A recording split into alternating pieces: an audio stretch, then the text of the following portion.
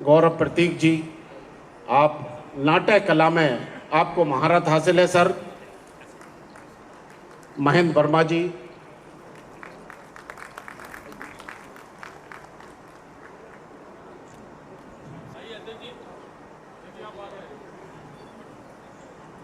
एक group photo और होगी भैया, रुके रहना यहाँ पर। हाँ, बाद में हो जाएगी। महेंद्र वर्मा जी आ जाएं। अंशुल कुमार, अंशुल सक्सेना जी,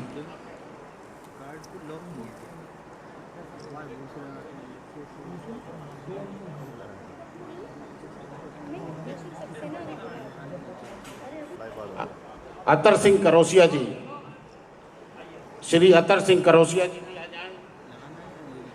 डॉक्टर प्रमोद गुप्ता जी, डॉक्टर साहब डॉक्टर प्रमोद गुप्ता जी,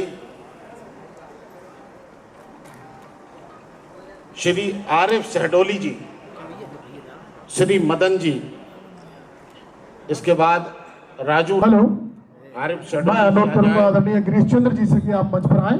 आदरणीय गिरीश चंद्र मिश्र जी, उत्तर प्रदेश ललित कला अकादमी के आप मानद उपाध्यक्ष हैं। आदरणीय शिवराज सिंह जी से मैं आपसे भी अनुरोध करूंगा, कृपया आप मंच पर आए। श्री शहडोली जी आए। डॉक्टर प्रमोद गुप्ता जी, एक एक करके सभी का हो जाएगा। डॉक्टर प्रमोद गुप्ता जी, रिकॉर्डिंग कर ले हम तो कर रहे हैं रिकॉर्डिंग, बता दे रहे। श्री अतर सिंह करोसिया जी भी फोटो हो रही ना। आइए, अतर सिंह करोसिया जी आ जाइए। डॉक्टर साहब अतर सिंह करोसिया जी और मदन जी, इसके बाद मदन जी रहेंगे। दीजिए, आइए मदन जी, आइए राजू रामायणी जी, आइए गुरुजी, गुरुजी आप आ गए। मदन जी,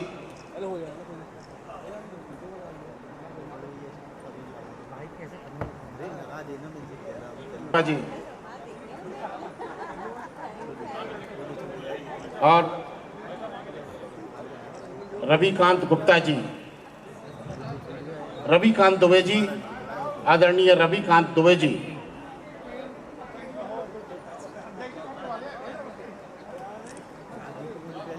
डॉक्टर अनामिका जैन जो ग्वालियर से पधारी, कृपया मंच पर आ जाएं। डॉक्टर अनामिका जैन। मदन जी कृपया पहुंचे। मदन जी, मदन जी,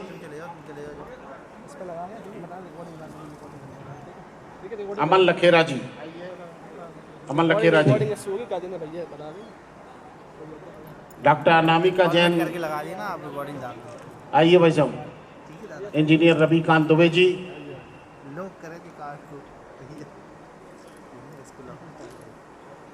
अंकुर चतुर्वेदी जी, हो रही हो तो रिकॉर्डिंग इसी में कर देना होगा। आशीष त्रिपाठी जी, मदन जी,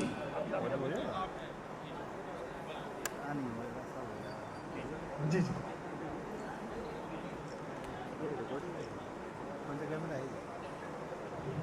बीरन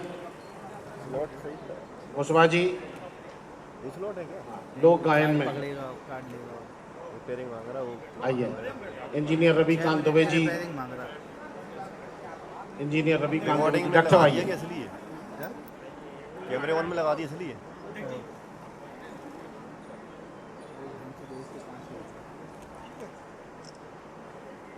आइए डॉक्टर साहब, बीच से कर दो फिर। अनामिका सिंह जी, डॉक्टर अनामिका सिंह जी, डॉक्टर अनामिका सिंह जी, तो फॉर्मेट करके लगा दो ना सीधा। आइए। बस दो तीन बच्चे बस। आशीष त्रिपाठी जी,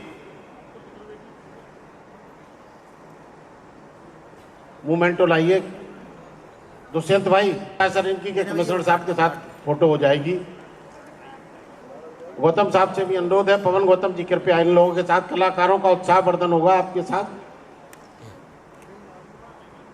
रजनी गुप्ता जी श्रद्धांजलि दीजिए, पुष्प अर्पण कीजिए आप। यशवंत जोशी जी,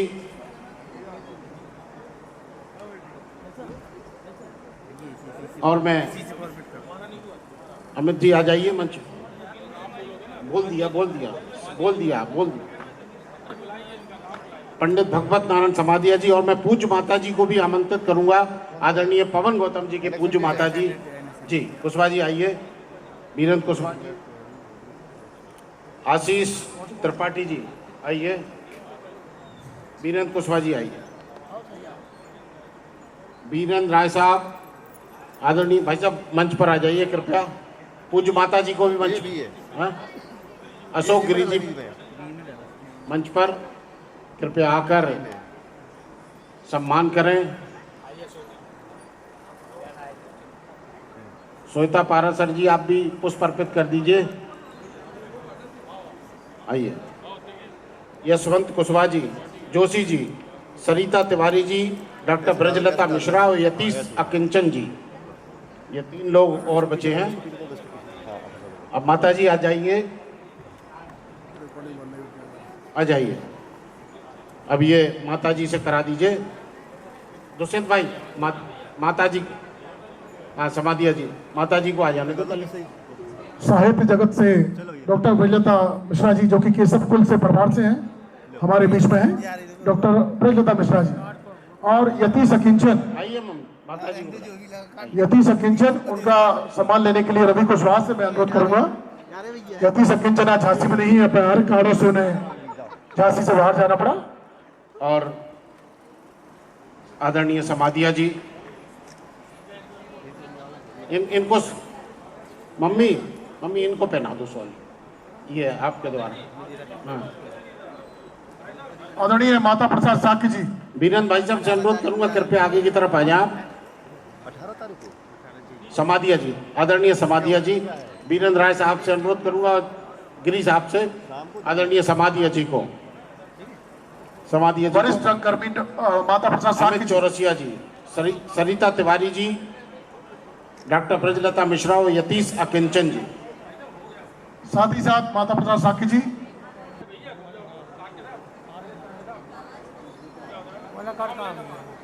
मैं अनुरोध करूंगा अंकुर चतुर्वेदी जी आ जाएं, अंकुर, अमित चौरसिया जी, और इसके बाद मुझे लगता है सभी का सम्मान इस सूची में हो गया, और हम सभी का सम्मान करते हैं जो भी कलाकार हैं।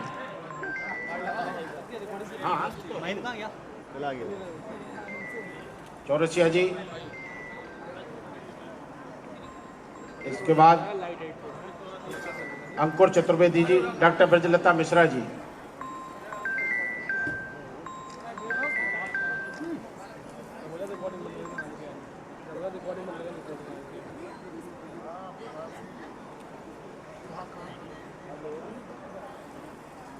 चलिए आइए अंकुर चतुर्वेदी जी।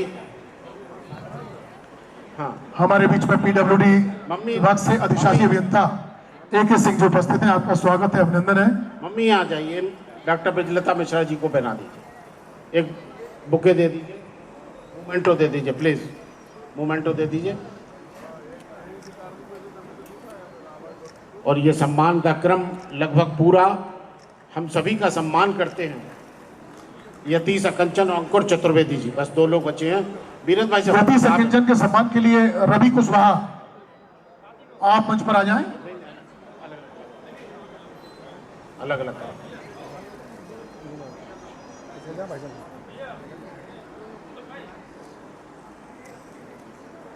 चलो,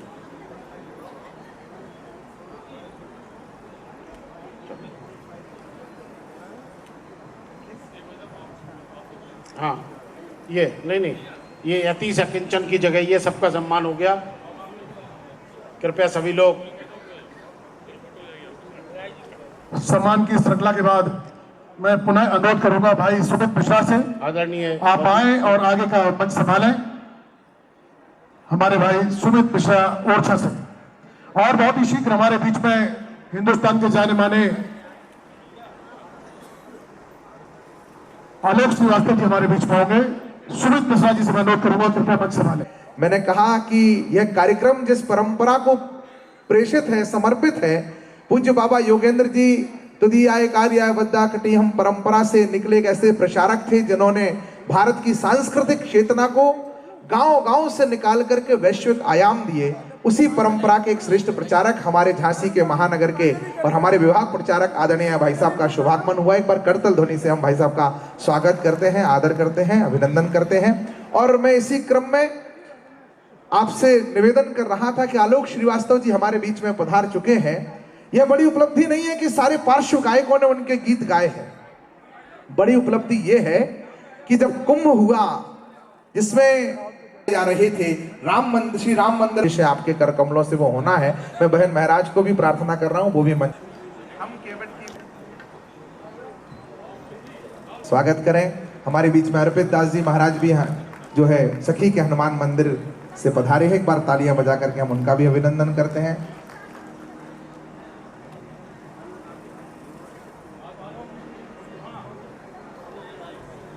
पवन भैया आप भी साथ हैं बिटिया,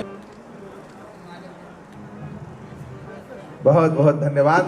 अब जिस गजल के लिए मैंने अमित द्विवेदी से प्रार्थना की, एक बार तालियां बजा करके उनसे आग्रह करें। इसके बाद मैं आपके बीच में कुछ कहूंगा और फिर आलोक राम कहानी अच्छा सुनाऊं, राम कहानी अच्छा सुनाऊं, राम कहानी, राम कहानी आजा सुना,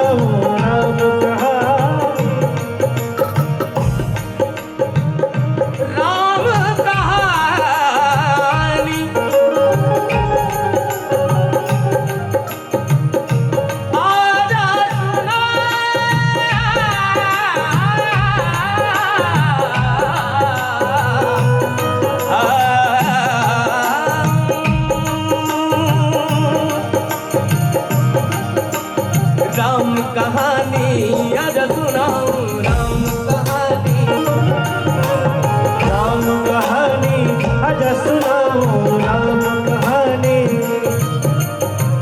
राम कहानी कुछ इस प्रकार है।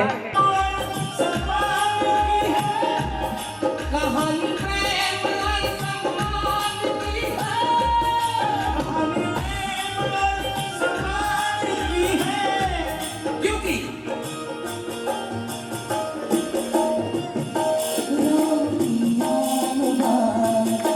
राम की आन बान जान की है, राम की ओ राम की। हाँ, जो विदिशा से आए हैं।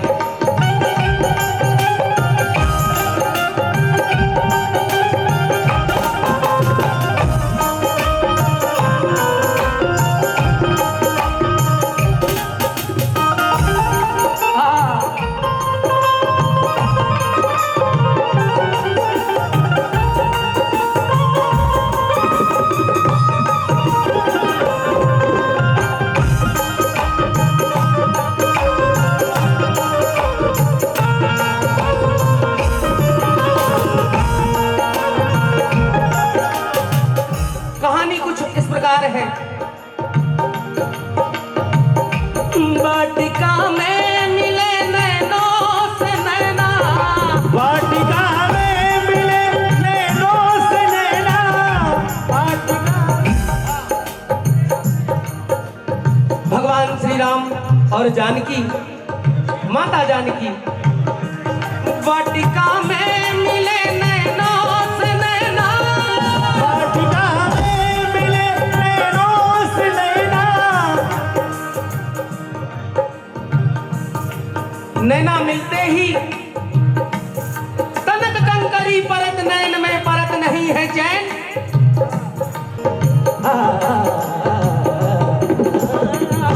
धनुष टूटा तो लेकर के वरमाला, धनुष टूटा तो लेकर वरमाला, धनुष टूटा तो लेकर के वरमाला, धनुष टूटा तो लेकर के वरमाला।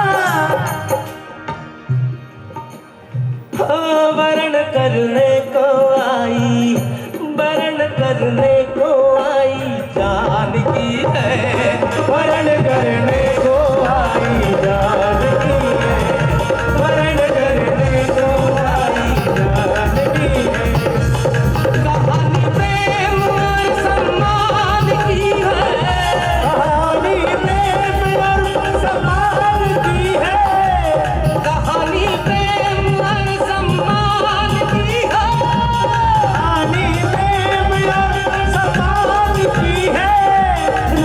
की याद राम की याद याद की है राम की याद की है राम की याद की है।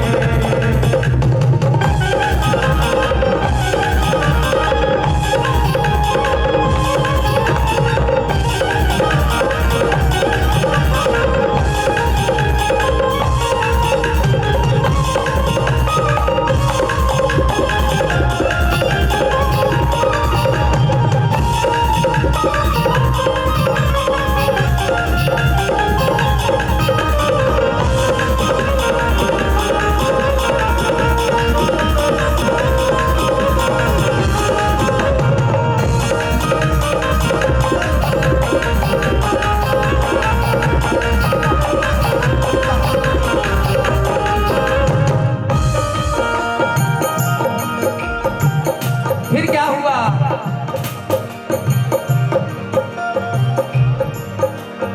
कहा जाता है कि हर एक के जीवन में वनवास लिखा होता है। प्रभु भगवान ने वनवास जाकर यही तो साबित करा है।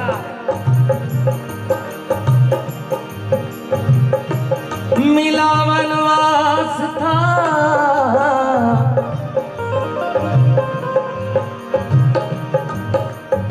मिला वनवास था रघुवर को, लेकिन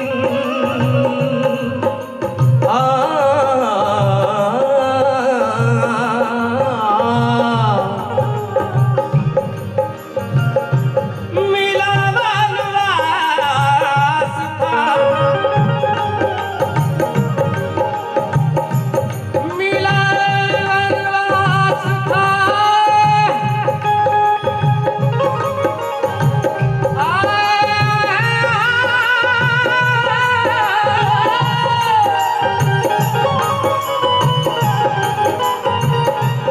मिला वनवास था रघुवर को, लेकिन मिला वनवास था रघुवर को, लेकिन मिला वनवास था रघुवर को, लेकिन मिला वनवास था रघुवर को, लेकिन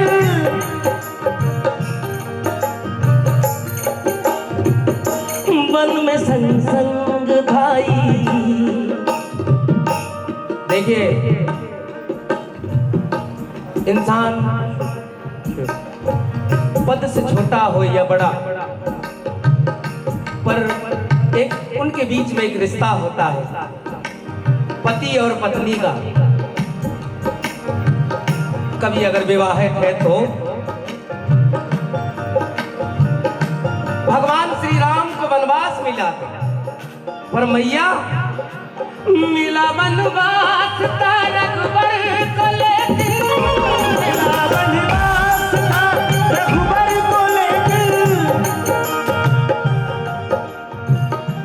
वन में संग संग धाई, वन में संग संग धाई, वन में संग संग धाई जानकी है, वन में संग संग धाई जानकी है, वन में संग संग धाई जानकी है।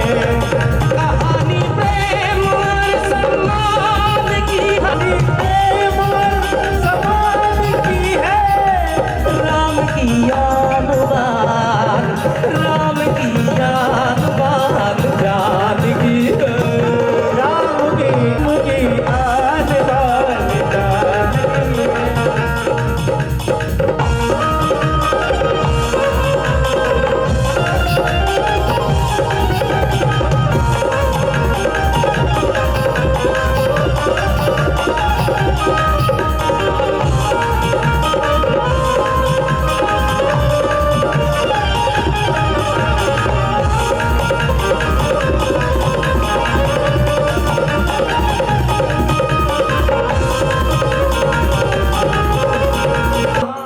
और भगवान हमारे सबके पिता श्री राम जुदा हो गए और वहां वनों में कोई मानव तो नहीं मिला, पर भगवान पूछ रहे हैं पता बन के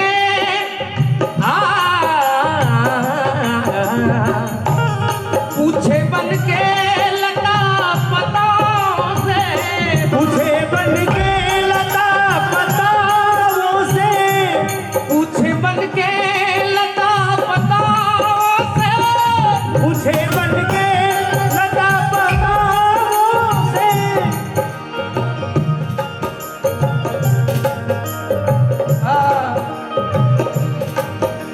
पूछे बन के लता पताओं से, और पूछे क्या, बताओ कहाँ छुपाई जान की है, बताओ कहाँ छुपाई जान की है। फिर पता चला हनुमान जी महाराज पता लेकर के आए, और पता चलने के बाद जीत लंका को पंकज राम आए, जीत लंका को पंकज राम आए, जीत लंका को पंकज राम आए, जीत लंका को पंकज राम आए, जीत लंका को पंकज राम आए।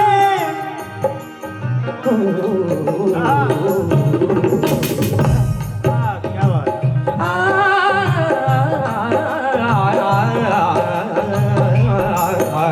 संग वापस भी आई हो, संग वापस भी आई हो, संग वापस भी आई जान की है, संग वापस भी आई जान की है, संग वापस भी आई जान की है, संग वापस भी आई जान की है। कहानी प्रेम और सम्मान की है, कहानी प्रेम और सम्मान की है। इस जगत में, इस संसार में कहानी प्रेम और सम्मान की है, कहानी प्रेम और सम्मान की है, कहानी प्रेम और सम्मान की है। कहानी प्रेम और सम्मान की है। राम की याद मान, राम की याद मान जान की है, राम की याद मान जान की है, राम की याद मान जान की है। राम कहानी आजा सुनाओ, राम कहानी राम कहानी आजा सुनाओ, राम कहानी, राम कहानी, राम कहानी आजा सुनाओ, राम कहानी।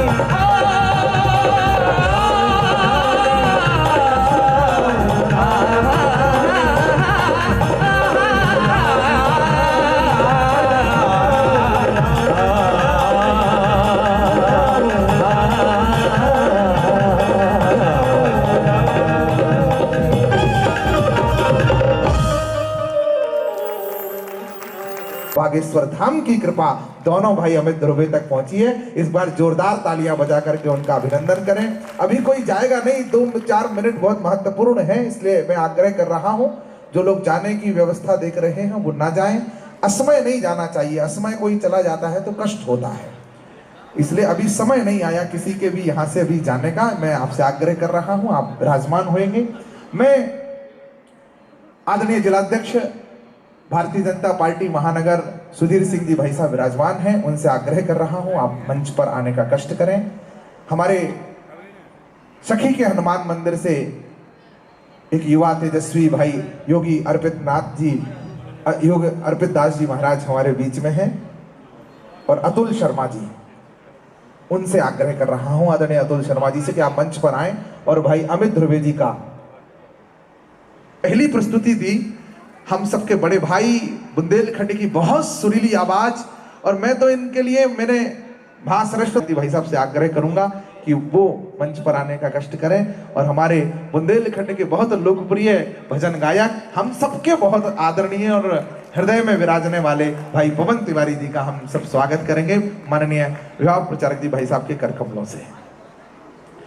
पवन जी से निवेदन है, पवन गौतम जी भाई साहब से, कि आप सबका सहयोग इसलिए करें जिस दौर में इस कदर हावी हो। किसी का एक दोहा है कि बेटे पंडित से कहें पत्रा देखें आप। भाई साहब, बेटे पंडित से कहें पत्रा देखें आप, कब बंटवारो होएगो कबे मरेगो बाप।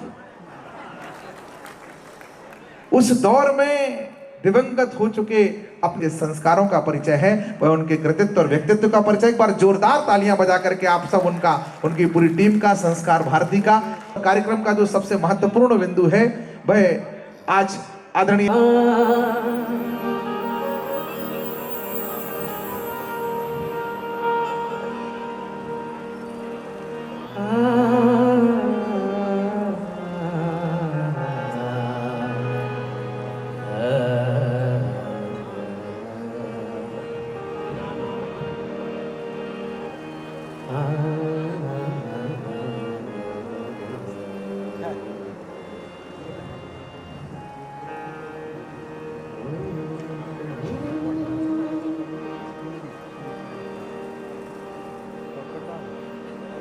अब कहाँ हूँ। ये दोहा जो है, मैं इसे दोहा कहूँगा, ये दूसरे गजल का है पर मैंने मिश्रण करके गाए हैं। अब कहाँ हूँ, कहाँ नहीं हूँ मैं,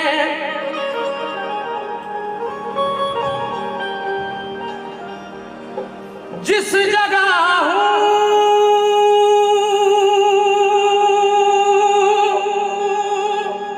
वहाँ नहीं हूँ मैं।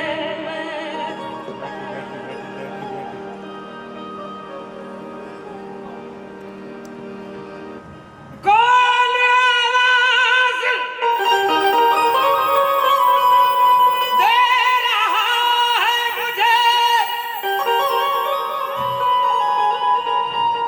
कोई कह दे के यहाँ नहीं हूँ मैं।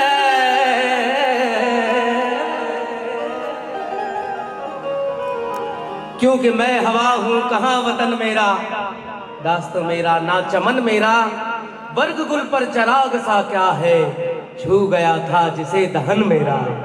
मैं हवा हूँ, कहाँ वतन मेरा। भगवान भी कुछ इस प्रकार होते हैं।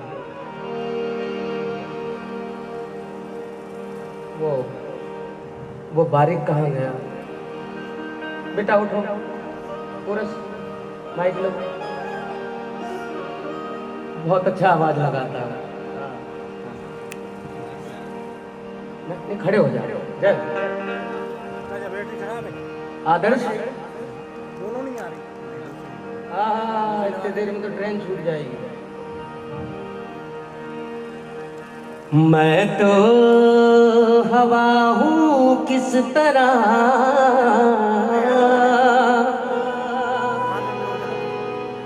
पहरे लगाओगे।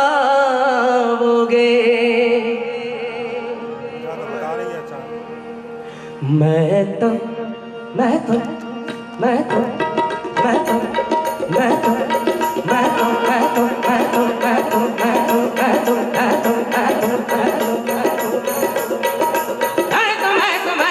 तो मैं तो मैं तो मैं तो हवा हूँ किस तरह पहरे लगाओगे। मैं तो हवा हूँ किस तरह पहरे लगाओगे। मैं तो मैं तो मैं तो मैं तो मैं तो मैं तो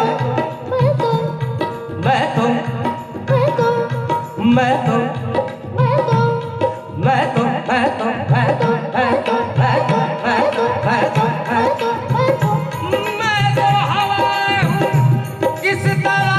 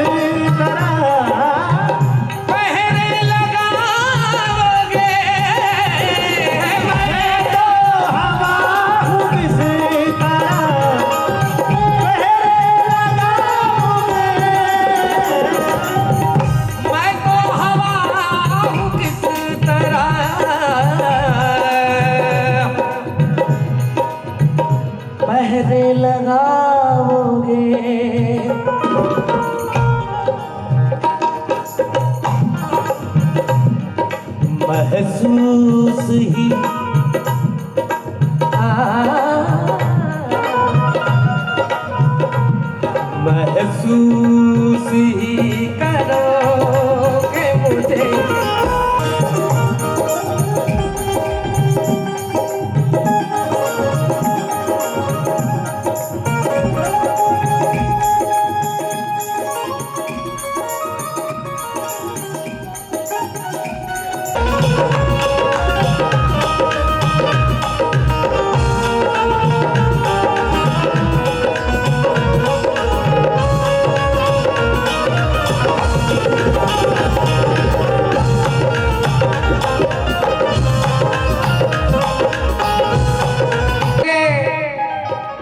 ये मेरी अकेले की बात नहीं, ये हम सब की बात है, ये सारा जहां की बात है। क्योंकि कागज की इस लिबाज को, कागज की इस लिबाज को बदन से उतार दो, कागज की इस लिबाज को बदन से उतार दो। हाँ, कागज की इस लिबाज को बदन से उतार दो।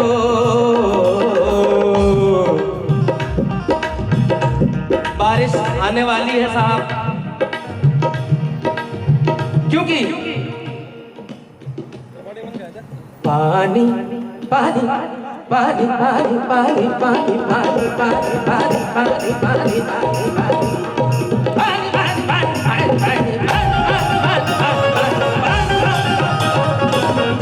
पानी बरस गया तो किसे मुंह दिखाओगे। पानी बरस गया तो किसे मुंह दिखाओगे। मैं तो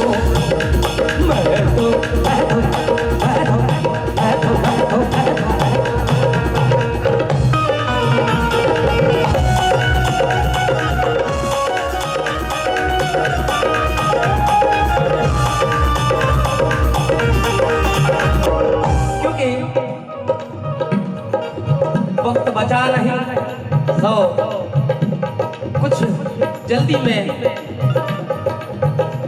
पर बहुत ही अच्छा माहौल बना के रखा है हमारे भाई साहब सुमित जी ने।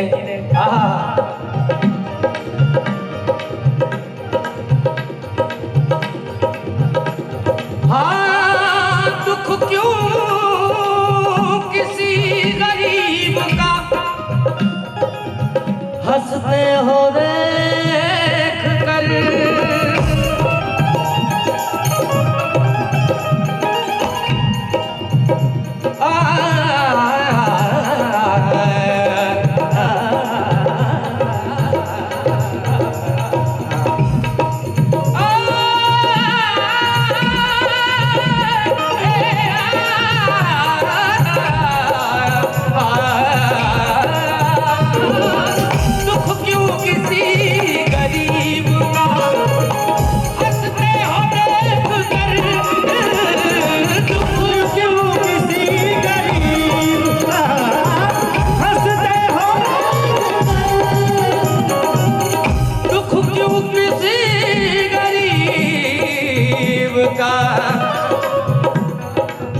हंसते हो देख कर।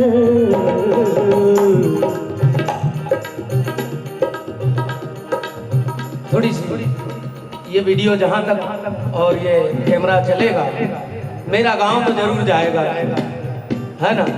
तो कुछ लोग थे मुझे देख करके हंसने वाले, हाँ, तो वो हंसने वालों को मेरा जय श्री सीताराम, जय श्री बागेश्वर धाम। भगवान मत हंसो, भगवान की भक्ति में जो हिम्मत है, भगवान के नाम में जो धन है, भगवान के नाम में जो जीता है, उसका शुरुआत भी अच्छा होता है और अंत भी अच्छी होती है। मेरे दोस्तों,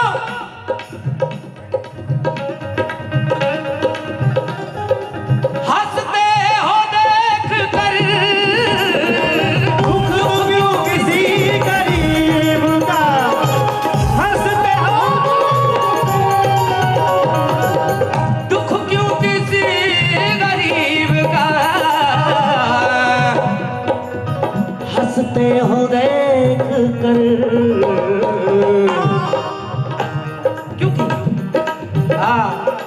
रघुवीर जी करबट करबट करबट करबट करबट करबट करबट करबट करबट करबट करबट करबट करबट करबट करबट करबट करबट हम सब पर बट कर, हाँ हाँ सब पर बट कर, हम सब पर बट कर, हम सब पर बट कर, हम सब पर बट कर, हम सब पर बट कर करबट जो वक्त लेगा तो सब भूल जाओगे। करबट जो वक्त लेगा तो सब भूल जाओगे। ओ हवा हूँ किस तरह पहरे लगाओगे।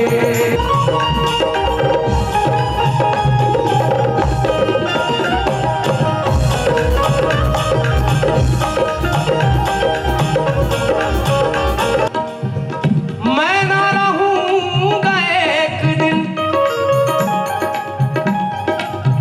हाँ मैं ना रहूँगा एक दिन, ऐसा भी आएगा।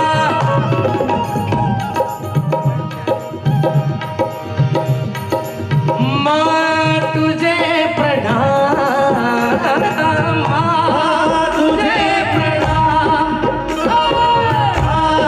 तुझे प्रणाम, तुझे प्रणाम। नर्मदा मैं न रहूँगा एक दिन, ऐसा भी आएगा।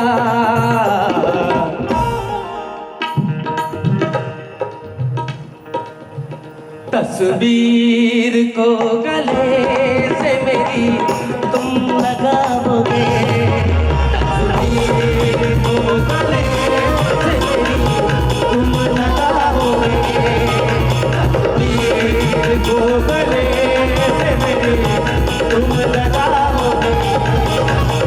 मैं तो हवा किस तरह पहरे लगाओगे, मैं तो हवा हूँ किस तरह पहरे लगाओगे।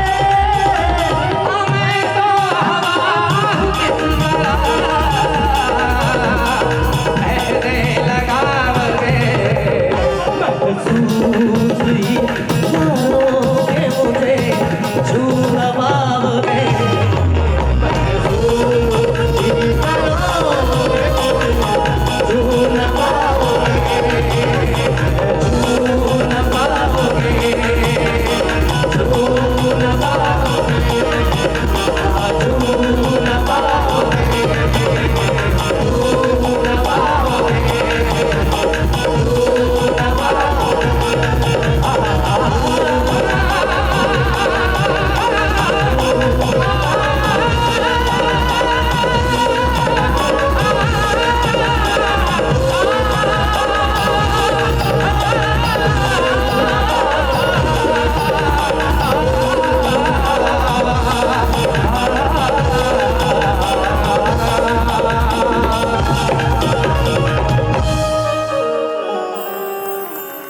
लीजिए हमारे बीच में हमारे सदर विधायक आदरणीय बड़े भाई माननीय रवि शर्मा जी की उपस्थिति भी हो गई है।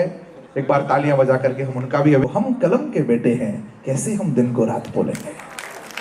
तो हम बोलेंगे बेवजह बोझ ना दिल पर कोई भारी रखिए। चार पंक्तियों से इस कार्यक्रम का सबसे सुंदर और पार्ट तो नहीं कहेंगे लेकिन उत्कृष्टता की दृष्टि से आलोक जी हम सब कलाकारों के बड़े भाई हैं, उन तक यह मंच पहुंचाना चाहता हूं कि बेवजह बोझ ना दिल पर कोई भारी रखिए। जिंदगी जंग है, इस जंग को जारी रखिए और कितने दिन जिंदा रहे ये ना सोचिए साहिब, किस तरह जिंदा रखे इस बात की शुमारी रखिए। एक मुस्कुराता हुआ चेहरा और एक तपस्वी साधक बाबा योगेंद्र जी, ऐसे दो महापुरुष जिन्होंने सांस्कृतिक और राष्ट्र और राजनीति दोनों सब क्षेत्रों में ऐसा एक प्रभावपूर्ण कार्य किया जिसके कारण आज हम उनको अपने स्मरण कर रहे हैं, आदरांजलि दे रहे हैं, भावांजलि दे रहे हैं। दो पुण्य हुतात्माओं की श्रद्धांजलि का है कार्यक्रम, अपने पूरे उन्वान पर है, उत्कर्ष पर है। मैं आलोक श्रीवास्तव जी को इस मंच पर बुलाऊं उससे पहले जब तक ये मंच सुसज्जित हो रहा है, आप सबकी अनुमति हो तो 2-4 मिनट, मैंने प्रस्तावना में कहा था कि मैं ओरछा से आया हूं और ओरछा आज ओरछा पितृ भक्ति के मूल के कारण अस्तित्व में है। अगर और प्रारंभ में मैंने आपसे भी कहा था कि मैं तर्क से सिद्ध करूंगा। जब रावण को मारा भगवान श्री राम ने तो तमाम देवताओं ने पुष्प वर्षा की, और पुष्प वर्षा की पवन भैया आपका मैं इसलिए बहुत अभिनंदन करता हूं, जब आपने पहले दिन ही मुझसे इस कार्यक्रम की चर्चा की थी। इस विकृति के दौर में आपके मन के जो भाव थे, मैं उसके लिए आपका आदर भी करता हूं। आपके प्रति मेरे मन में बहुत सद्भाव है। होठों पर मुस्कान कहां पहुंच गया समाज, होठों पर मुस्कान मगर ले दिल में खाई बैठे हैं, अपना अपना लेके हिसाबे पाई पाई बैठे हैं। लगता है कि आज वसीयत कर ही देंगे बाबूजी, पहली बार इकट्ठे घर में चारों भाई बैठे हैं। इस विकृति के दौर में अपने पिताजी के लिए और उनकी परंपरा के एक बड़े महापुरुष के लिए इस तरह का कार्यक्रम आयोजित हो, तो मैं उनका अभिनंदन करते हुए मैं कह रहा था कि भगवान श्री राम ने देखा कि तमाम देवताओं के साथ में महाराज दशरथ भी पुष्प वर्षा कर रहे हैं राम जी पर रावण विजय के बाद, तो भगवान को देख करके अच्छा ना लगा। भगवान ने कहा कि मेरा जिस घर में जन्म हुआ अगर उसका भी मोक्ष ना हो, वो भी मोह में फंसा रहे, तो फिर मैं कौन चाहेगा कि परमात्मा का प्राकट्य उसके घर में हो। राज तिलक हो गया, सब कुछ व्यवस्थित हो गया। उसके बाद भगवान ने ब्रह्मा जी को और शंकर जी को स्मरण किया और उनसे अपनी चिंता व्यक्त की। तो ब्रह्मा जी ने कहा ये संतों का भाव है, जो संतों से सुनकर के मैं आपको बता रहा हूं। ये ग्रंथों की बात में ढूंढेंगे तो नहीं मिलेगा, पर संतों के भाव है इसलिए आप तक बता रहा हूं। ब्रह्मा जी ने कहा कि 6 वर्ष की आयु भगवान श्री राम की शेष थी, जो उन्हें वानप्रस्थ के जीवन में जीनी थी।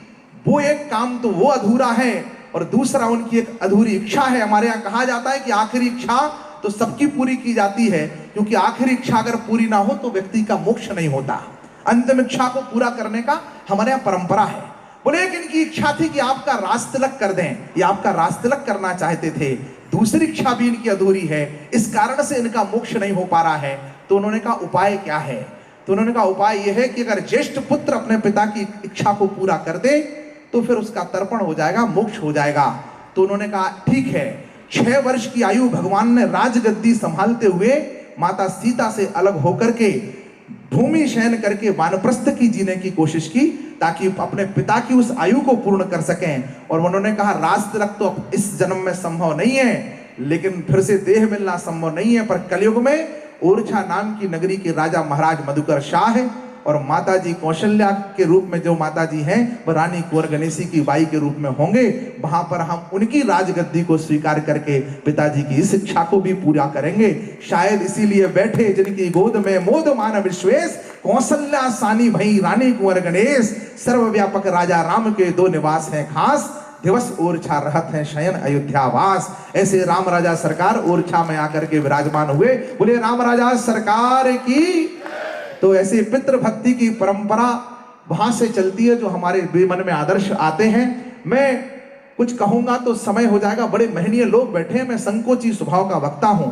मैं केवल मंच साथ ले, मैं चाहता हूं कि अतिकाल भी हो गया, 8 बजे आदरणीय आलोक श्रीवास्तव जी को माइक देना था, पर थोड़ा बहुत हो जाता है, इस कारण से व्यवधान। अब खाने पीने का व्यवस्था अंत में हो रही है।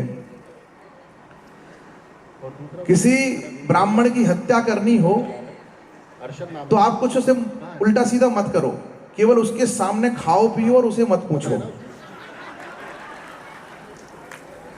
तो ऐसा ही कुछ आप लोग मेरे साथ भी कर रहे हैं। तो कुछ भी घटना घटे तो आप सब जिम्मेदार होंगे। मैं चाहता हूं संजय भैया कि समय क्या है, आप लोगों के पास समय नहीं होगा, आधा घंटे की आलोक श्रीवास्तव जी की प्रस्तुति होनी है। मैं चाहता हूं कि हिंदी कविता, हिंदी साहित्य का एक वैश्विक स्वर, जो विदिशा माँ वेत्रवती गंगा के तट पर जिनका जन्म हुआ और वहां से उनकी पत्रकारिता की यात्रा तो शुरू हुई, पर साहित्य की यात्रा और बड़ी होती चली गई। उन्होंने जो गीत लिखे वो फिल्मों में ऐसा कोई पार्श्व गायक नहीं जिन्होंने उनके गीतों को ना गाया हो। मैंने उनके परिचय में कहा कि कुंभ का एंथम सॉन्ग से लेकर के भगवान श्री राम के मंदिर के प्रतिष्ठापना में जो गीत गाए गए वो आलोक श्रीवास्तव जी के लिखे हुए थे। ये उनको बड़ा बनाती है। और अभी धर्म ध्वजा का जो गीत, जो धर्म ध्वजा जो माननीय प्रधानमंत्री जी के कर कमलों से श्री राम लला के मंदिर में प्रतिष्ठापित हुई, उस समय भी जो गीत धर्मध्वजा का एंथम सॉन्ग था वो भी आलोक श्रीवास्तव जी ने लिखा था। ऐसे महनीय कार्यों को करने वाले, जिनकी अम्मा और बाबूजी पर गजलें रिश्तों के एहसास को बड़ा कर देती हैं, रिश्तों की ऊर्जा को बड़ा कर देती हैं, ऐसे एक वैश्विक स्वर का नाम होता है भाई आलोक श्रीवास्तव जी। मैं अधिक समय ना लेते हुए चाहता हूं कि उनका एक परिचय की शोरील है जो हमारे बीच में प्ले की जाए, और उनकी शोरील के बाद में फिर जो हमारे एक्सपर्ट हैं वो बहुत ही प्रख्यात कवि और पत्रकार हैं जिनका नाम है आलोक श्रीवास्तव। आलोक जी की पुस्तक आमीन काफी लोकप्रिय रही है। नमस्ते सर, मुझे अपनी 2 पंक्तियां आपके लिए याद आ रही हैं कि मंजिलें क्या हैं, रास्ता क्या है। मंजिलें क्या हैं, रास्ता क्या है, हौसला हो तो फासला क्या है। बहुत बहुत धन्यवाद, बहुत बहुत धन्यवाद आलोक जी। इन पंक्तियों को मैं याद रखूंगा। मंजिलें क्या है, रास्ता क्या है, हौसला हो तो फासला क्या है। तुम सोच रहे हो बस बादल की उड़ानों तक। अब जो एक नई नस्ल खड़ी हो रही है और आ रही है, वो उसको उर्दू और हिंदी दोनों इस्तेमाल करते हो। इसमें जो मैं सबसे पहला नाम लेना चाहूँगा वो है आलोक श्रीवास्तव। आलोक श्रीवास्तव उर्दू के एक निहायती बासलाहियत शायर है, और जब आप उनकी हिंदी की शायरी सुनेंगे तो आपको लगेगा कि भाई ये तो सिर्फ हिंदी का ही कवि हो सकता है। बाबरी समझा तो कर सखीरे पिया को जो मैं ना देखूं तो कैसे काटूं अंधेरी रतियां।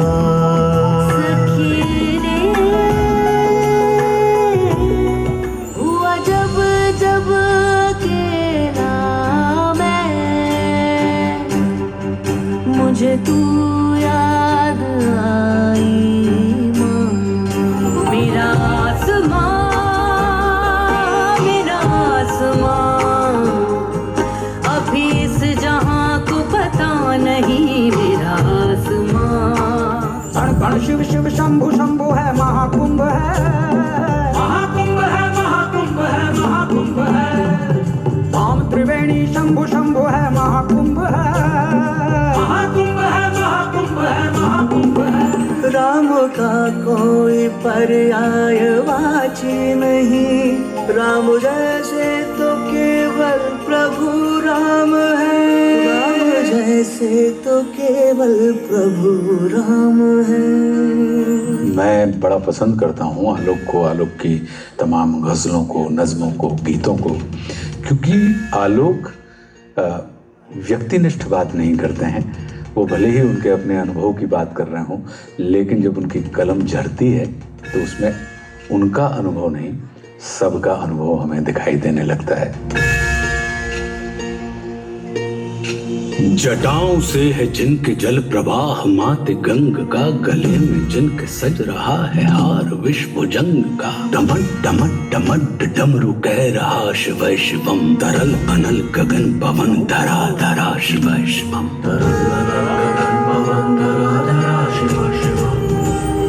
अब चांद पे पांव जमाना है, सूरज से आंख मिलाना है,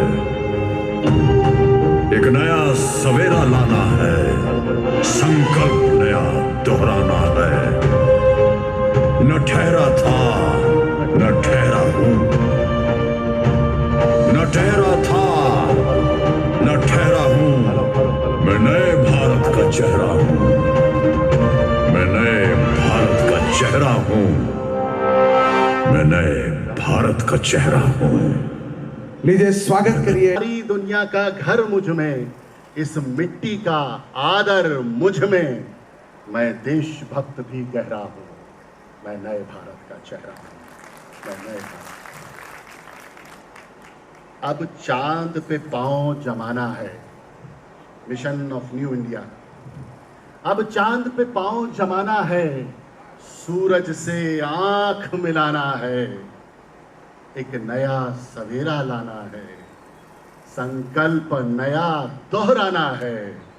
न ठहरा था न ठहरा हूँ मैं नए भारत का चेहरा हूँ, मैं नए भारत का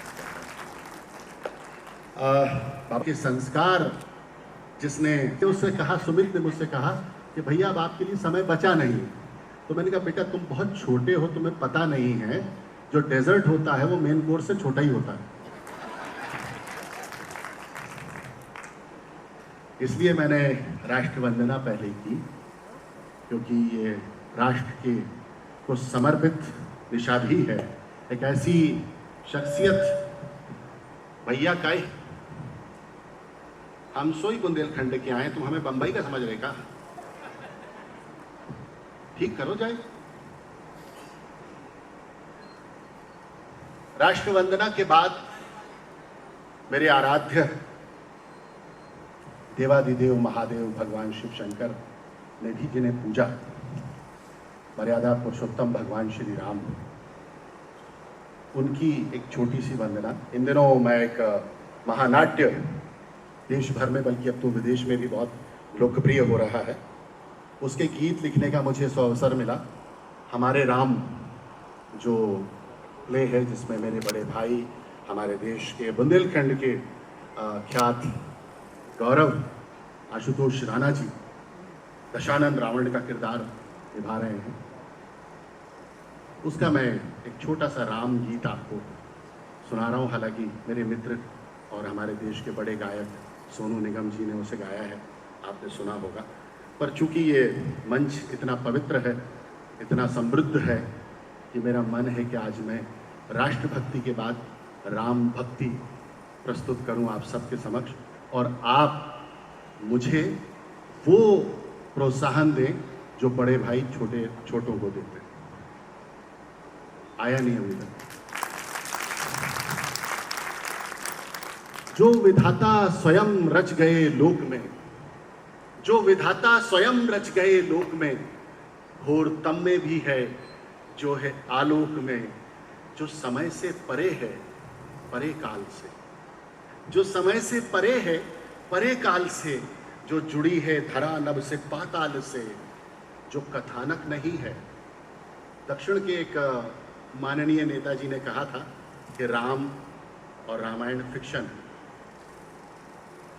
जो विधाता स्वयं रच गए लोक में, घोरतम में भी है जो है आलोक में, जो समय से परे है परे काल से, जो जुड़ी है धरा नभ से पाताल से, जो कथानक नहीं है परम सत्य है, हम उसी सत्य का पद सुनाने चले, रामलीला को हम गुनगुनाते चले। ये भी मुझे राम के नाम पर बहुत कमजोर करतल ध्वनियां लगी। मैं चाहता हूं कि इतनी दूर से पवन भैया ने मुझे बुलाया है, दिल्ली, बम्बई और न जाने कहाँ कहाँ की यात्राएं करके मैं यहाँ तक पहुँचा हूँ, तो एक बार मुझे ज़रा ये हॉल जो है छत फाड़ दे, ऐसा स्वागत अपने छोटे भाई का आपकी तरफ से। जो विधाता स्वयं रच गए लोक में, घोर तम में भी है जो है आलोक में, जो समय से परे है परे काल से, जो जुड़ी है धरा नभ से पाताल से, जो कथानक नहीं है परम सत्य है, हम उसी सत्य का पद सुनाने चले, रामलीला को। राम क्या है? स्वयं में ही गुणधाम है। राम क्या है? स्वयं में ही गुणधाम है। राम क्या है? विधाता है, निष्काम है। राम का कोई पर्यायवाची नहीं, राम का कोई पर्यायवाची नहीं। राम जैसे तो केवल प्रभु राम, राम जैसे तो केवल प्रभु राम है। हम उन्हीं राम के पद सुनाने चले, रामलीला को हम गुनगुनाने चले, रामलीला को गुनगुनाने चले। राम मर्यादा पुरुषोत्तम हुए, बहुत सारे कारण हमारे शास्त्रों में कहे गए। मुझे लगता है कि राम इसलिए भी मर्यादा पुरुषोत्तम हुए कि जिन पिता ने उन्हें दंड स्वरूप वनवास दिया, उन पिता को भी राम ने वैसे ही पूजा जैसे किसी पुण्य के प्राप्त होने पर कोई व्यक्ति अपने पिता को पूजता है। और ये बात मुझे इसलिए और ज़रूरी लग रही है कहने के लिए कि एक ऐसे समय में हम जी रहे हैं जिस समय में लोग अपने माता पिता को जीते जी नहीं पूछते। एक ऐसे समय में एक पुत्र अपने पिता की स्मृतियों को पूज रहा है। मैं चाहता हूं पवन गौतम जी के लिए एक बार जोरदार करतल ध्वनियां हो। मैं बहुत कम समय आपसे लूंगा क्योंकि मुझे पता है आप लोग थक चुके हैं। एक छोटी सी कहानी मैं आपको सुना रहा हूं, बहुत छोटी सी कहानी जो मैं देश विदेश में सुनाता घूमता हूं। एक गांव में एक संत था, उसके बारे में ये प्रसिद्ध था कि वो नृत्य करता है, नाचता है तो बारिश होती। तो जो युवा गांव से निकलकर बाहर चले गए थे, उनको बड़ा अचरज हुआ कि बारिश जो है वो तो एक बड़ा साइंटिफिक रीज़न है, उसके पीछे एक कारण है बारिश के होने का। तो उन्होंने उस संत को चुनौती दे दी और कहा कि ऐसे कैसे हो सकता है कि तुम नाचते हो तो बारिश होती है, ऐसे तो हम भी नाचेंगे तो बारिश हो सकती है। तो संत बहुत विनम्र था। संत ने कहा कि भैया नाच लो, हो जाएगी बारिश तो गांव का भला होगा। तो जो गांव से युवक बाहर चले गए थे, उन्होंने वो चुनौती स्वीकार की और नाचने लगे। अब गांव के युवक जो है 2 घंटे नाचे, 6 घंटे नाचे, दिन भर नाचे और रात भर नाचे। अंततो गत्वा कुछ 1-2 दिन के बाद वो युवक थक गए, पर उनका अहंकार नहीं गया। उन्होंने कहा, देखा हम इतनी शिद्दत से नाचे, इतने जोर से नाचे, बारिश हुई। ठीक है, चलो अब तुम नाच के दिखाओ, देखते हैं बारिश होती है कि नहीं। उस संत ने नाचना शुरू किया। वो एक दिन नाचा, रात भर नाचा, दूसरे दिन नाचा, तीसरे दिन नाचा, चौथे दिन वो नाचना आरंभ कर ही रहा था, चौथे दिन में प्रवेश कर ही रहा था कि मेघ मंडराने लगे और बहुत तेज बारिश होने लगी। अब युवाओं का अहंकार जो था वो और आड़े आ गया। उन्होंने उस संत को पकड़ लिया और पूछा कि संत माजरा क्या है? हम भी नाचे, 3 दिन नाचे, लेकिन बारिश नहीं हुई। तुम मात्र 1 दिन अधिक नाचे और बारिश हो गई।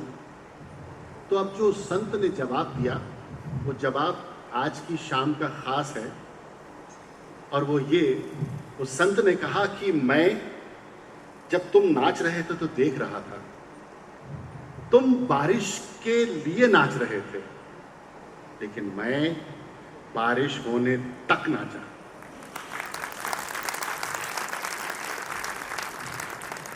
पचहत्तर साल का एक युवा कोविड के समय, जिसको अस्थमा की बीमारी थी, वो घर घर जाकर कलाकारों को आर्थिक मदद कर रहा था।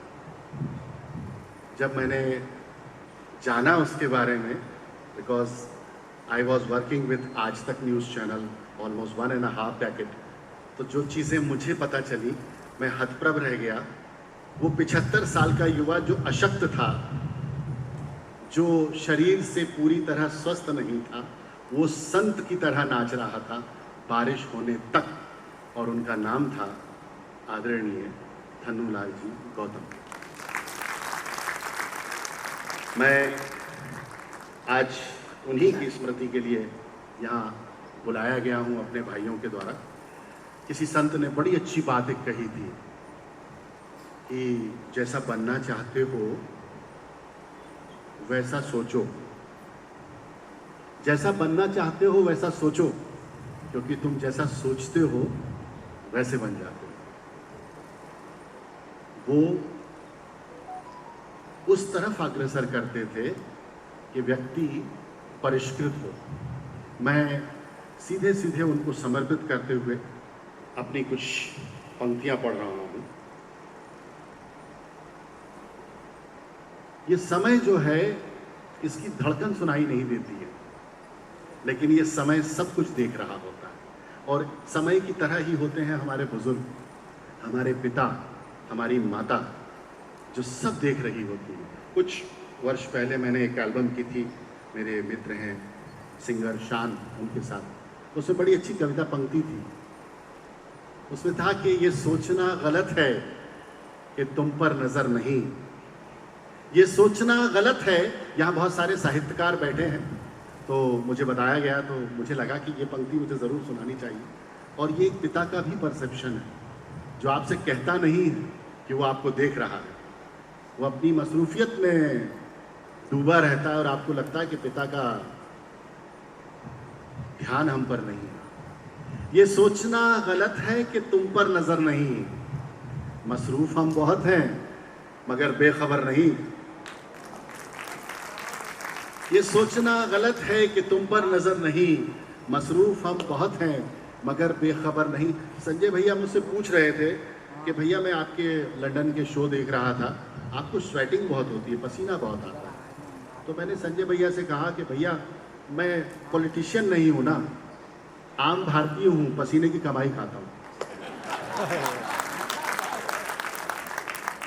हाँ, ऐसा जरा मुझे माहौल दीजिए तो मैं भी आपको कुछ सुना सकूं। आपके देश का ही पुत्र है जो अब विदेशों में और बाहर भी बुलाया जाता है अपने शो के लिए। तो एक बार मुझे बता दीजिए कि आप जागरूक हैं।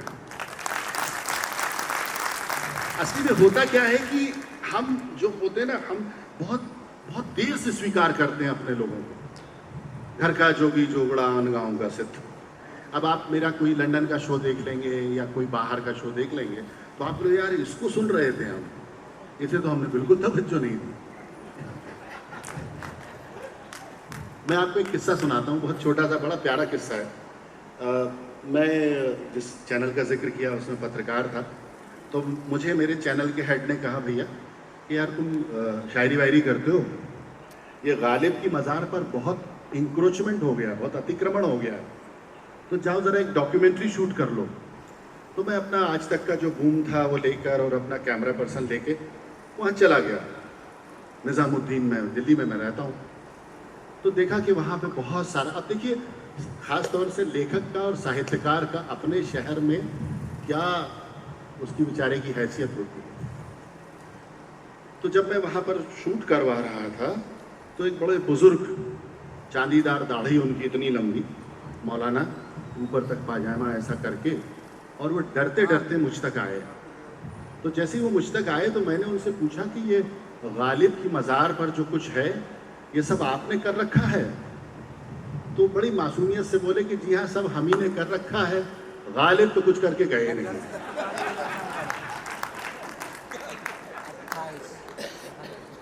ये सोचना गलत है कि तुम पर नजर नहीं, मसरूफ हम बहुत हैं मगर बेखबर नहीं।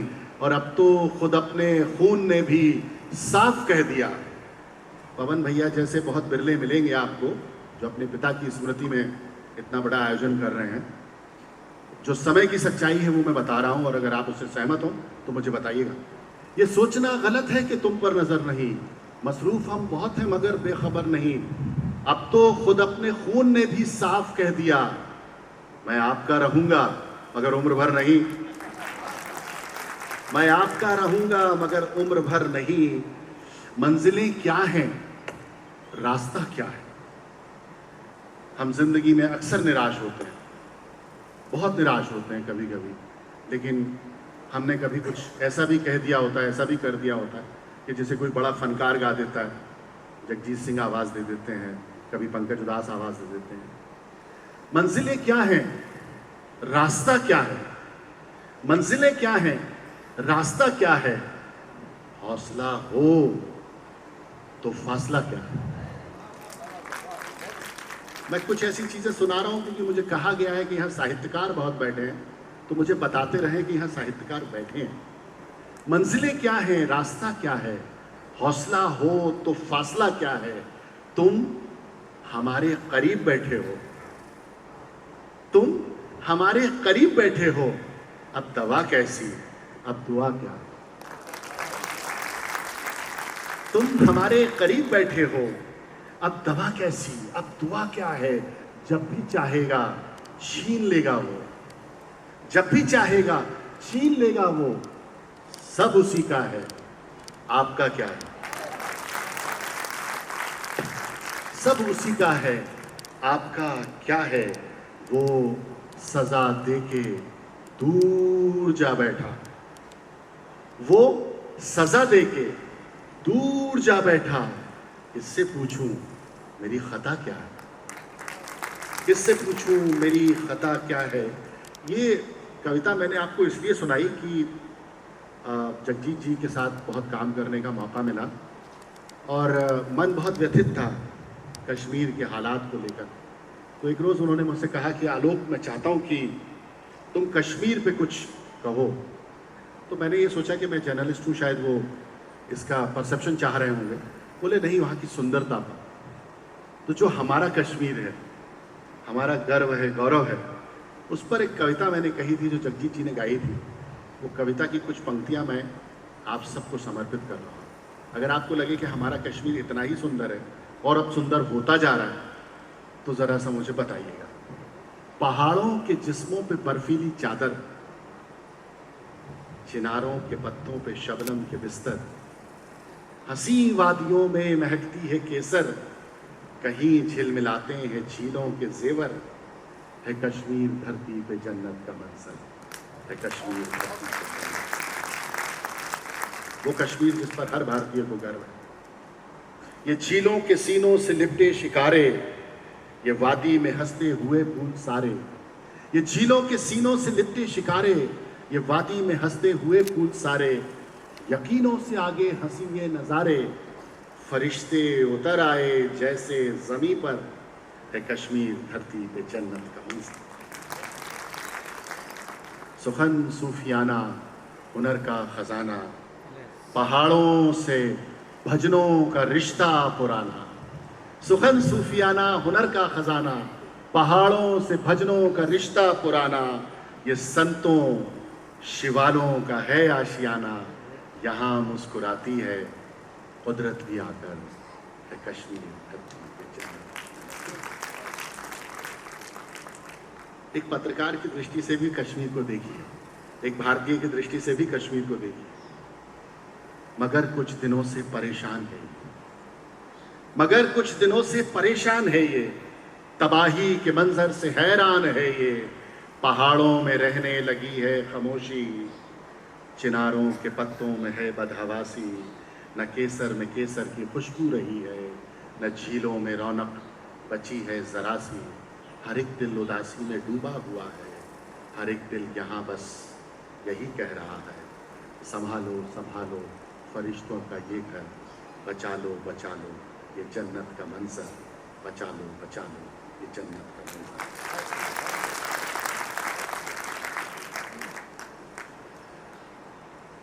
माता पिता हमसे दूर चले जाते हैं, लेकिन दरअसल वो जाते नहीं हैं, वो कहीं ना कहीं विदेह हो जाते हैं, वो हमारे आसपास ही रहते हैं। ये पूरी शाम पिता की स्मृति को समर्पित है, तो मैं अब आपको पिता के पास ही ले चलता हूँ, उन स्मृतियों के पास ही ले चलता हूँ। असर बुजुर्गों की नेमतों का। पवन भैया कहाँ बैठे हैं? भैया अब ये कविताएं सब आपको समर्पित हैं। मैं बातें नहीं कर पाता मंच पर, मैं सिर्फ कविताएं कर पाता हूँ। तो आपने जो चयन किया है अनुज का, वो सही है या गलत, अब ये कल मुझे पता चलेगा। असर बुजुर्गों की नेमतों का हमारे अंदर से झांकता है, पुरानी नदियों का मीठा पानी नए समंदर से झांकता है, पुरानी नदियों का मीठा पानी नए समंदर से झांकता है। और जैसा कि मैंने कहा था, माता पिता होते नहीं हैं, पर वो हमारे आसपास होते हैं। न जिस्म कोई, न दिल, न आंखें, मगर ये जादूगरी है उसकी। न जिस्म कोई, न दिल, न आंखें, मगर ये जादूगरी है उसकी। हर एक शय में धड़क रहा है, हर एक मंजर से झांकता है। हर एक शय में धड़क रहा है, हर एक मंजर से झांकता है। धड़कते, सांस लेते, रुकते, चलते मैंने देखा है। पिता को महसूस कीजिए और ये पंक्तियां सुनिए। धड़कते सांस लेते रुकते चलते मैंने देखा है, कोई तो है जिसे अपने में पलते मैंने देखा। धड़कते सांस लेते रुकते चलते मैंने देखा है, कोई तो है जिसे अपने में पलते मैंने देखा है। और तुम्हारे खून से मेरी रगों में ख्वाब रोशन है, तुम्हारे खून से मेरी रगों में ख्वाब रोशन है, तुम्हारी आदतों में खुद को ढलते मैंने देखा है, तुम्हारी आदतों में खुद को ढलते मैंने देखा है। मुझे मालूम है उनकी दुआएं साथ चलती हैं, मुझे मालूम है उनकी दुआएं साथ चलती हैं, सफर की मुश्किलों को हाथ मलते मैंने देखा, सफर की मुश्किलों को हाथ मलते मैंने देखा है। घर की बुनियादें दीवारें पामोदर थे बाबूजी, घर की बुनियादें दीवारें पामोदर थे बाबूजी, सबको बांधे रखने वाला खास हुनर थे बाबूजी। अब तक जो मैं पढ़ता आया वो आप लोगों को अपने तक लाने का एक सुप्रयास था। अगर आप अब उस तरफ चलने को तैयार हों जिस तरफ के लिए ये निशा तैयार की गई थी, तो मुझे एक बार अपनी करतल ध्वनियों से बता दें।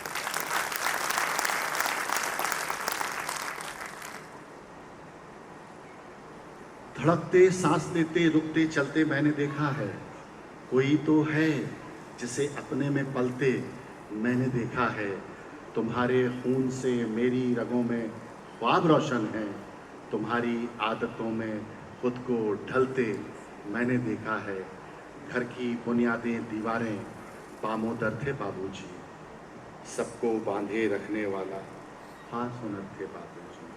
हमारे शास्त्रों में 3 लोग की बात कही गई, सबको बांधे रखने वाला खास हुनर थे बाबूजी।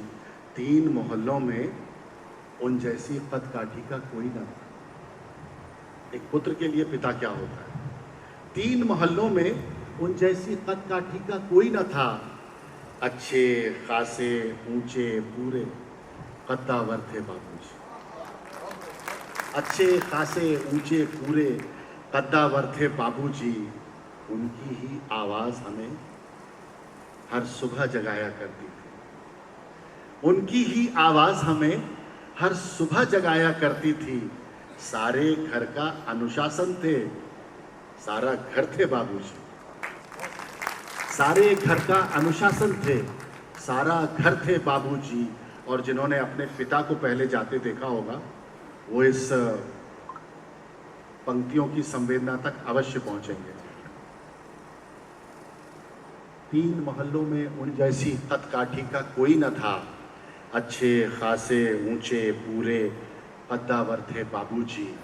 अब तो उस सूने माथे पर गोरेपन की चादर है, अब तो उस सूने माथे पर गोरेपन की चादर है। अम्मा जी की सारी सजधज सब जेवर थे बाबूजी,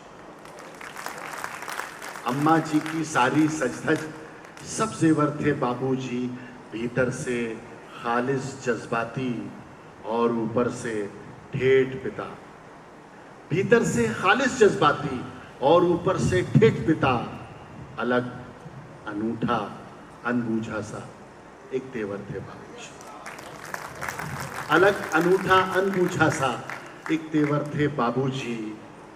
और हम तो पीटन प्रथा से बड़े हुए हैं, तो ये शेर उन तक, ये पंक्तियां उन तक जरूर पहुंचेंगी। अब तो सूने माथे पर कोरेपन की चादर है, अम्मा जी की सारी सजधज सब जेवर थे बाबूजी। कभी बड़ा सा हाथ खर्च थे, कभी हथेली की सूजन, कभी बड़ा सा हाथ खर्च थे, कभी हथेली की सूजन। मेरे मन का आधा साहस आधा डर थे बाबूजी, मेरे मन का आधा साहस आधा डर थे बाबूजी। धूप हुई तो आंचल बनकर कोने कोने छाई अम्मा, धूप हुई तो आंचल बनकर कोने कोने छाई अम्मा, सारे घर का शोर शराबा, सूनापन तन्हाई अम्मा। सारे घर का शोर शराबा, सूनापन तन्हाई अम्मा। पंच तत्वों की बात कही गई है हमारे शास्त्रों में। मुझे लगता है एक तत्व और कहीं मिसिंग है, और वो क्या है? यहाँ बहुत सारी माएँ बैठी हैं, बहनें बैठी, ये कविता उनको समर्पित है।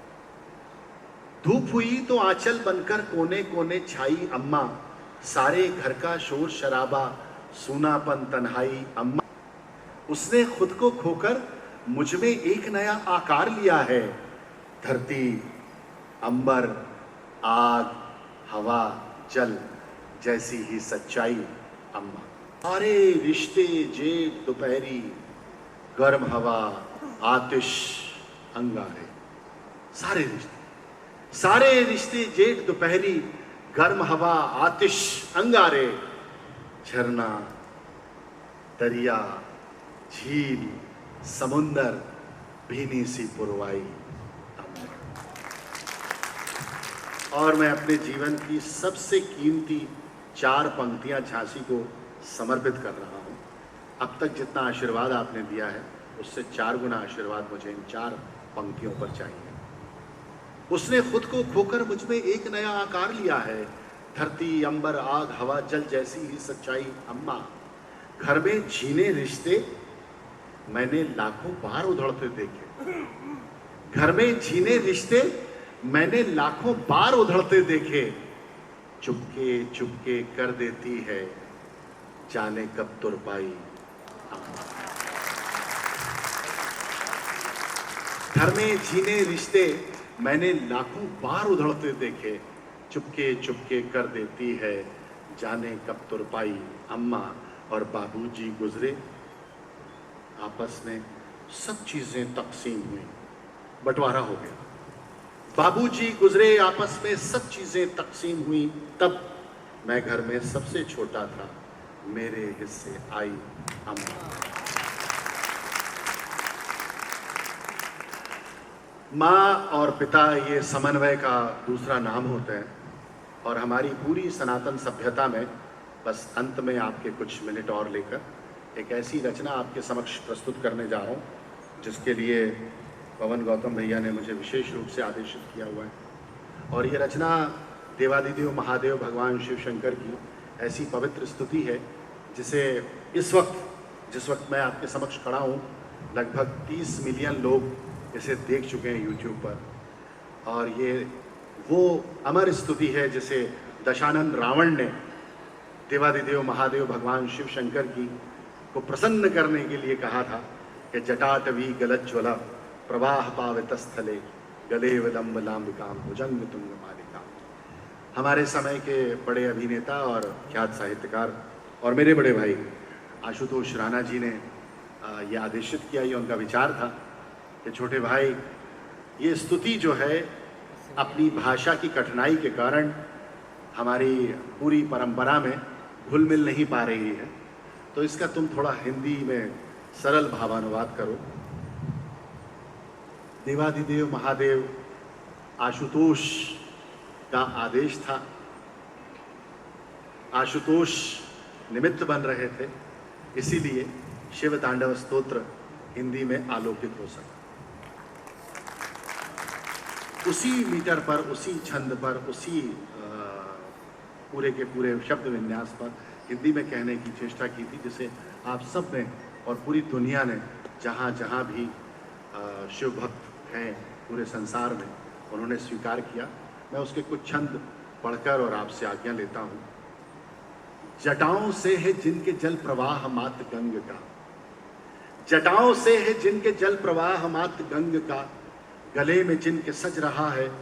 अरशद, थोड़ा सा रिवर्ब देना मुझको, हल्का सा। कौन दे रहा है? हल्का सा रिवर्ब। जटाओं से है जिनके जल प्रवाह मात गंग का, गले में जिनके सज रहा है हार विश्व भुजंग का। डमट डमट डमट डमरू कह रहा शिवा शिवम, तरल अनल गगन पवन धरा धरा शिवा शिव।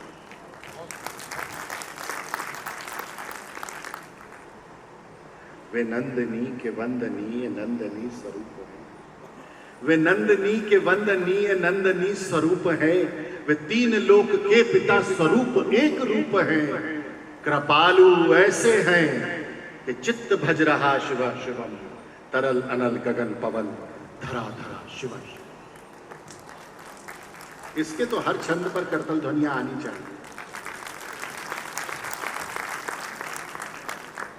सदैव सर्वमंगला कला के शीर्ष देवता, सदैव सर्वमंगला कला के शीर्ष देवता, वही विनाश काल है, वही जनक जनन सदा, नमन कृतज्ञ प्राण यह जपे सदा शिव शिवम, तरल अनल गगन पवन धरा धरा शिव शिव।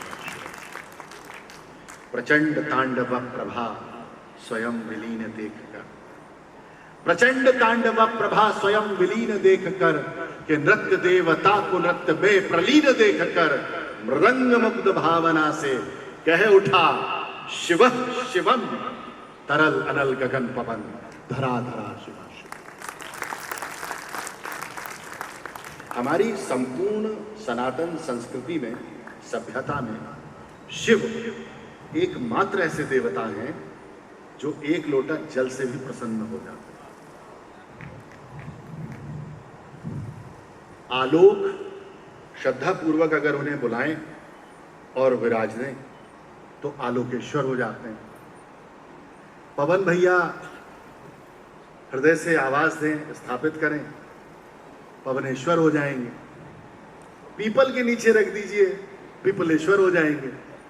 मर्यादा पुरुषोत्तम भगवान श्री राम ने रामेश्वरम बुलाया लंका विजय के पूर्व, तो रामेश्वरम हो गए। अर्थात जहां विराजे उस स्थान को सिद्ध कर दिया, और जिसने विराजा उसे प्रसिद्ध कर दिया। वे शेष हैं, अशेष हैं, प्रशेष हैं, विशेष हैं। वे शेष हैं, अशेष हैं, प्रशेष हैं, विशेष हैं। जो उनको जैसा धार ले वे उसके जैसा वेश। विशेष हैं, अशेष हैं, प्रशेष हैं, विशेष हैं। जो उनको जैसा धार ले वे उसके जैसा वेश हैं। वे नेत्र सूर्य देवता का, चंद्रमा का भाल हैं। विलय भी वे, प्रलय भी वे, अकाल महाकाल। विलय भी वे, प्रलय भी वे, अकाल महाकाल हैं। उसी के नाथ हो लिए, जो उनके साथ हो लिया वहीं के हो गए वे। जहां सुना शिव शिवम, तरल अनल गगन पवन।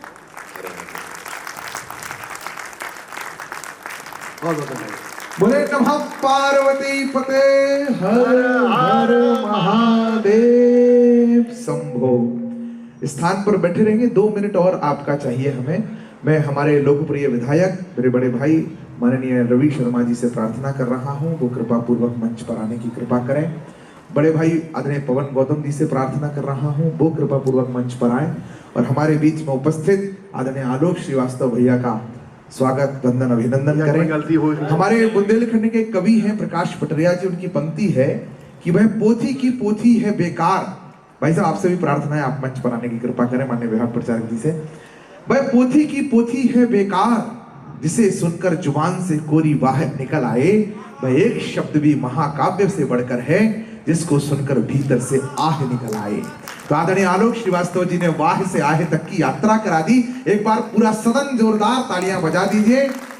भगवान रामराजा सरकार की नगरी के निकट झांसी ओरछा में अंतर नहीं है। मैं तो मुकेश भैया मोहल्ले ही मानता हूँ ओरछा को झांसी का। तो वहां पर बैठ करके शिव की आराधना हो तो हमारे राम जी भी प्रसन्न हो रहे होंगे। इसलिए भगवान राम राजा सरकार का भी एक बार जोरदार जयकारा लगाइए। राम जी की हर कथा तो प्रेरणा का गान है। पिता का जो मित्र है उनका प्रति चित्र है। उनके लिए भावना भी उतनी ही पवित्र है। इसलिए सुमंत्र भी पिता के समान है। राम जी की हर कथा तो प्रेरणा का गान है। राम जी की हर कथा तो प्रेरणा का गान है। जीवन का आधार बहुत ही सच्चा है। मैं स्वागत के लिए आग्रह कर रहा हूं व्यवस्था के लोगों से कि वह सम्मान चिन्ह लेकर के आए, स्मृति चिन्ह लेकर के आए। जो व्यवस्था के बंधु हैं, संजय राष्ट्रवादी जी भाई साहब, जिनके कुशल संयोजन में है, यशस्वी हो। और आपने तो राजनीति क्या गर्भकाल से ही सीखी होगी। ना कागज कलम ना किताब से सीखा है। पवन भैया की तरफ से ही एक शेर पढ़ रहा हूं कि ना कागज ना कलम ना किताब से सीखा है, मैंने जिंदगी जीने का हुनर अपने बाप से सीखा है। तो वो तो राजनीति सीख कर ही पैदा हुए, तो उनका कार्यकाल बढ़ने से कौन रोक सकता है। तो बड़े ऐसी हम कामना करते हैं और खूब सारी शुभकामनाओं के साथ परम पिता परमेश्वर से प्रार्थना करते हैं। मेरा भी सम्मान होगा क्या? हमारे आदरणीय हमारे अनुज सुमित जी का सम्मान ना हो, ऐसा कैसे हो सकता है? जी जी जी। हालांकि सूर्य को चराग क्या दिखाया जाए, दीपक क्या दिखाया जाए, लेकिन बहुत गर्व होता है। मैं देश में दुनिया में जहाँ भी जाता हूँ, और सबको पता है कि माँ बुंदेलखंड में एसडीएम रही और मेरा बचपन बुंदेलखंड में बीता। तो जब भी कहीं कहीं जाता हूँ तो मुझे एक आवाज़ आती है कि भैया आपके बुंदेलखंड में कवि है, राष्ट्रभक्ति की, धर्म की, आध्यात्म की बड़ी अच्छी कविताएं पढ़ता है। तो मैं कहता हूँ आप सुमित ओरछा की बात कर रहे हैं, सुमित मिश्रा की बात कर रहे हैं। देश दुनिया में ऐसा प्रतिभाशाली कवि आपने दिया है। मैं एक बार चाहता हूँ कि हाथ ऊपर करके और हमारे राजा राम की इस पर कृपा बनी रहे। हमारे छोटे भाई हैं और मेरे लिए तो इसलिए भी बहुत प्रमुख हो गए हैं ये कि इनकी वजह से मैं आज आप सबसे मिल सका। तो एक बार उसके लिए भी मेरी ओर से धन्यवाद ज्ञापित करता हूँ।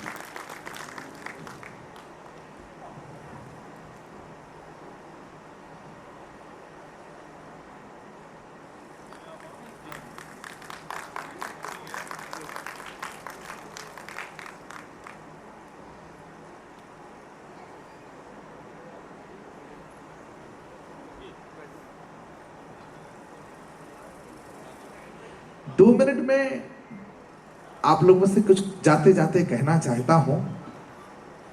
हम सदियों से सुनते आए गाथा अनुपम धाम की, भव सागर की वैतरणी उस दो। अब मुझे लगता है कि राम जी पर ही यह कार्यक्रम जाकर के समाप्त होना चाहिए।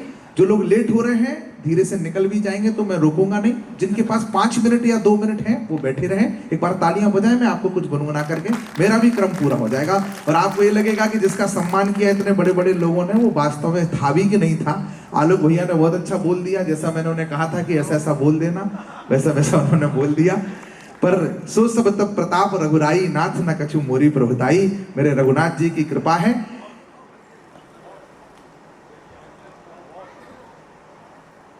हम सदियों से सुनते आए गाथा अनुपम धाम की, भव सागर की वैतरणी उस 2 अक्षर के नाम की। 4 वेद का सार वही है, वो जीवन रस गीता है। मन में लक्ष्य लिए लक्ष्मण है, भक्ति स्वरूपा सीता है। 3 लोक और 10 दिशाएं, महिमा सारे वर्णों में। अतुलित बल के धाम विराजे हनुमान जी चरणों में। प्रभु ने कैसे की लीलाएं वो तो सबने जानी है, लेकिन हम क्या सीखे उनसे, बात मुझे बतलानी है। प्रश्न खड़ा है दशरथ घर ही क्यों आए थे राम जी। प्रश्न खड़ा है शबरी जूठन क्यों खाए थे राम जी। प्रश्न खड़ा है सुविधाओं को क्यों ठुकराया राम ने। नंगे पैर चलेंगे और वन में चलेंगे। प्रश्न खड़ा है सुविधाओं को क्यों ठुकराया राम ने। चित्रकूट से दंडक वनपथ क्यों अपनाया राम ने। उत्तर से दक्षिण तक पैदल क्यों घूमा था राम ने। अवध की माटी को संग लेकर क्यों चूमा था राम ने। प्रभु ने आकर संबंधों को एक नया अनुबंध दिया। जिस रिश्ते की जो मर्यादा उसको वही प्रबंध दिया। त्रेता में हुए थे राम जी, पर संसार के सारे रिश्ते आज भी जिस दर्पण में देखे जाते हैं उस दर्पण का नाम है राम। पुत्र कैसा, राम जैसा। मित्र कैसा, राम जैसा। शिष्य कैसा, राम जैसा। राजा कैसा, राम जैसा। भक्त कैसा, राम जैसा। भगवान कैसा। और किसी ने रावण के कान में पूछ लिया शत्रु कैसा, वो मरते मरते बोला। प्रभु ने आकर संबंधों को एक नया अनुबंध दिया। जिस रिश्ते की जो मर्यादा उसको वही प्रबंध दिया। क्या इतना कि रावण को यमलोक उन्हें पहुंचाना था, या भक्तों को दिया हुआ कोई उनका वचन पुराना था। पर भक्तों की झोली तो वो पल में ही भर सकते थे और सीधे लंका में जाकर रावण वध कर सकते थे। मैं राम जन्म के हेतु तक पहुंच रहा हूं। मानस कहती है राम जन्म के हेतु अनेका, परम विचित्र एक का, हरि अवतार हेतु जय होई, यदि मिथ्यम कोई जानना सोई। पर बाबा तुलसी ये संकेत करते हैं, सत्य सिंध पालक श्रुत सेतु, राम जन्म जग मंगल हेतु। मैं उसी के आसपास पहुंचने की कोशिश करना चाहता हूं कि क्या इतना कि रावण को यमलोक उन्हें पहुंचाना था, या भक्तों को दिया हुआ कोई उनका वचन पुराना था। पर भक्तों की झोली तो वो पल में ही भर सकते थे और सीधे लंका में जाकर रावण वध कर सकते थे। पर भाता है प्रभु को जो वो करके हमें दिखाना था, क्योंकि राम को थोड़ा सा हमको भी राम बनाना था। पर क्योंकि राम को थोड़ा सा, तालियां कमजोर हो गई, फिर भी मैंने कोशिश की। आप तक जीवन का आधार स्वयं प्रतापी होकर पितु का नाम सदा आगे रखा। जो रिपान प्रभु कीन प्रणामो, पिता समेत लीन निज नामो। मैं दशरथ नंदन राम हूं, अखिल ब्रह्मांड के नायक हैं। हम थोड़े बहुत यशस्वी हो गए, 10-50 जगह दुनिया के जाने लगे, बड़े मंचों पर पहुंचने लगे, बड़े लोग सम्मान करने लगे, तो अहंकार आ गया कि मेरे घर में मेरे पिताजी को कौन जानता है, सारी दुनिया मुझे ही जानती है।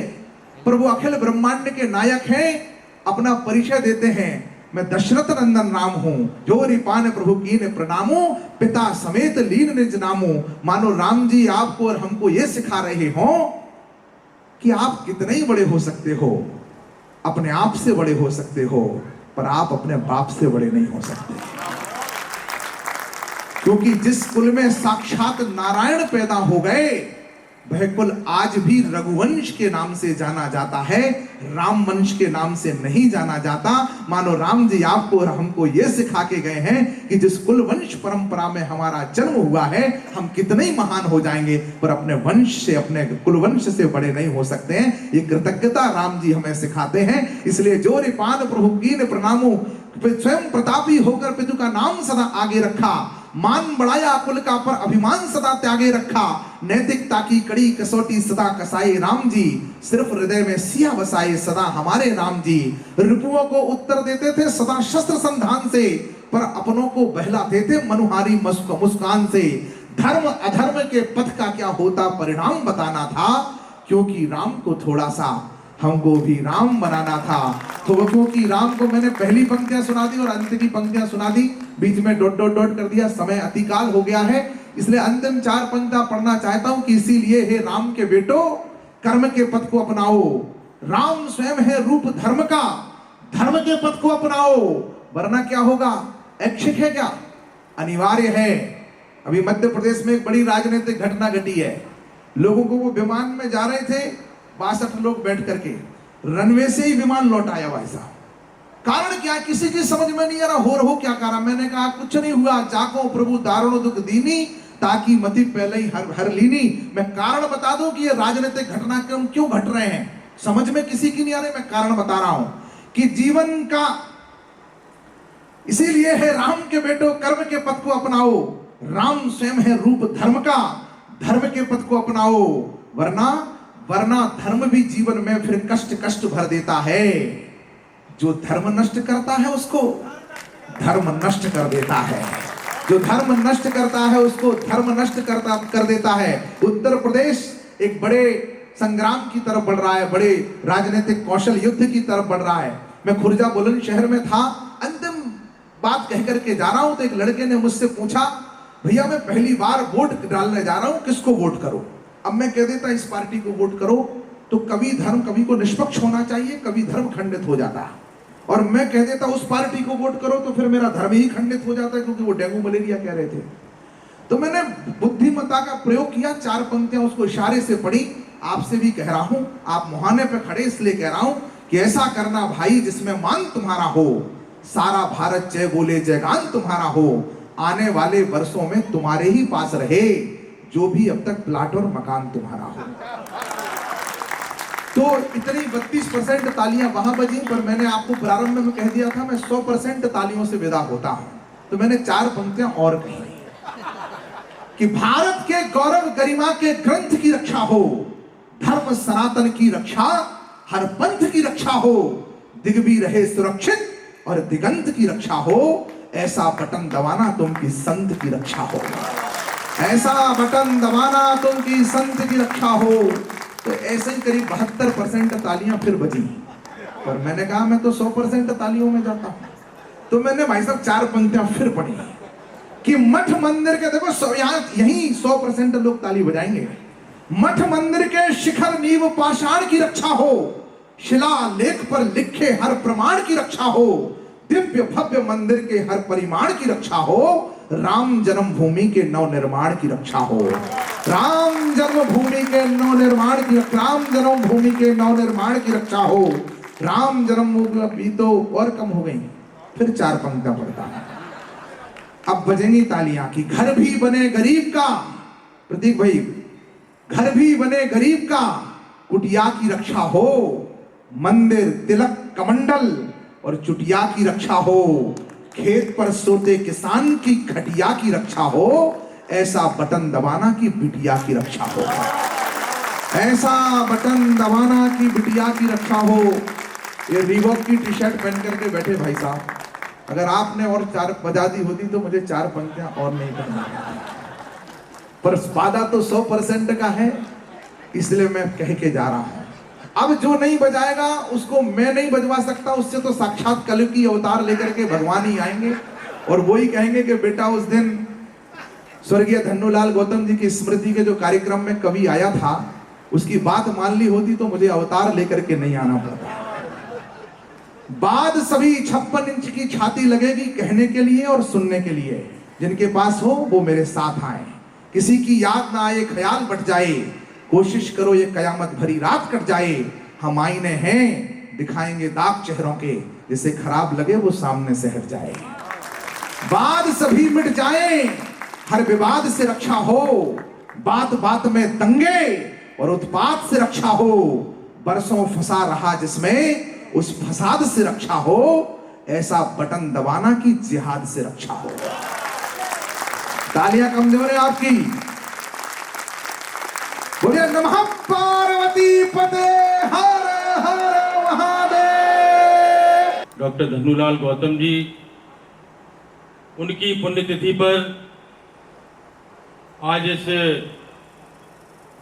श्रद्धा के कार्यक्रम में, भक्ति के कार्यक्रम में आप सभी सम्मिलित हुए।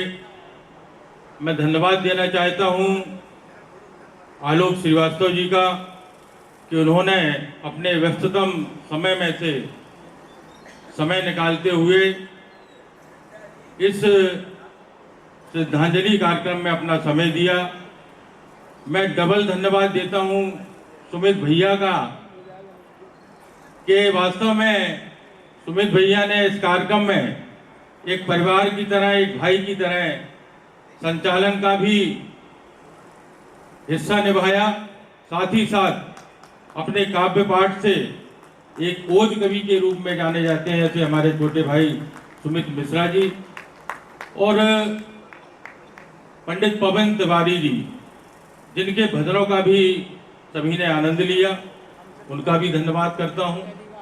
और अमित ध्रुवे जो कि एक लोक गायक हैं, जिन्होंने झोपड़ी से उठकर के बागेश्वर धाम की कृपा पाई और आज पूरे भारत में, जब उनका झांसी मैंने कार्यक्रम मांगा उस समय वो बिहार में थे, लेकिन मेरी हार्दिक इच्छा थी उनको बुलाने की, तो मैंने बागेश्वर धाम के एक शिष्य हैं चौबे जी, उनसे बात सुमित भैया की कराई, तब जाकर के उनको वहां से आदेश हुआ कि नहीं झांसी वाले कार्यक्रम में आपको जाना है। तो आज वो ट्रेन और बसों के धक्के खाते हुए ध्रुवे जी आज झांसी पहुंचे, उनका भी धन्यवाद करता हूं। मैं धन्यवाद करता हूं हमारे ललित कला अकादमी के उपाध्यक्ष गिरीश चंद्र मिश्रा जी का, यहाँ पर कार्यक्रम में लखनऊ से पधारी विभा सिंह जी का, और साथ ही साथ मैं धन्यवाद करता हूं समस्त जनप्रतिनिधियों का, हमारे बड़े भाई सदर विधायक पंडित रवि शर्मा जी, बबीना विधायक राजीव सिंह जी, MLC RP निरंजन जी, डॉक्टर बाबूलाल तिवारी जी, हरिओम पाठक जी, मैं धन्यवाद करता हूं कि विभाग प्रचारक जी ने इतना अभी वर्ग चल रहा था और मेरे विशेष आग्रह पर आपने समय निकाला, मैं आपका भी बहुत बहुत धन्यवाद करता हूं। आज जो ये कार्यक्रम हुआ, निश्चित रूप से इसके पीछे भी कई लोग ऐसे हैं जो इस मंच पर नहीं चढ़े, लेकिन उन्होंने इस कार्यक्रम में लगभग 1 माह से लगातार मेरे साथ में इसकी रचना और तैयार की। मैं धन्यवाद करता हूं हमारे ब्लॉक प्रमुख राजकांतेश वर्मा जी का, पंडित अमर सिद्धि जी का, हमारे भाई सीए दुष्यंत चतुर्वेदी जी का, जिन्होंने काफ़ी लग करके मेरे साथ इस कार्यक्रम की व्यवस्थाओं में मेरा समय दिया, अपना बहुमूल्य समय दिया।